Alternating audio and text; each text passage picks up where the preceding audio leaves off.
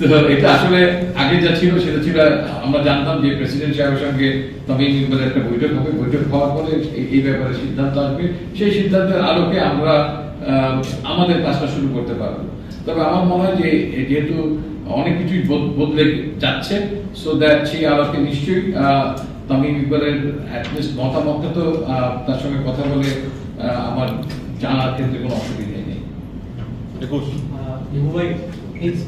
মানে অস্ট্রেলিয়া আপনারা একটা দল পাঠিয়েছিলেন, লাঙ্গারবাসন খেলেছে তারা, সেই দলের পারফরমেন্স আপনার লাঙ্গারবাসনে আপনাদের মানে নির্বাচক দিক থেকে কতটা সন্তুষ্টজনক ছিল, এবং ওইখানে আপনার এমন কাউকে পেয়েছেন যাদের আপনার ইন ফিউচার লাঙ্গারবাসনে আপনারা কনসিডার করতে পারেন, সম্ভাবনা কতটা দেখেছেন? দেখেন, ওখানে জাতীয় দলেরও বেশ কিছু খেলোয়াড় গিয়েছিল এবং ওয়ানডে ক্রিকেটে সে আছে, সেখানে যদি এটা বাইরে আমি প্রশ্নটা তাও নিলাম, আপনি জ্ঞান প্রশ্ন করেছেন।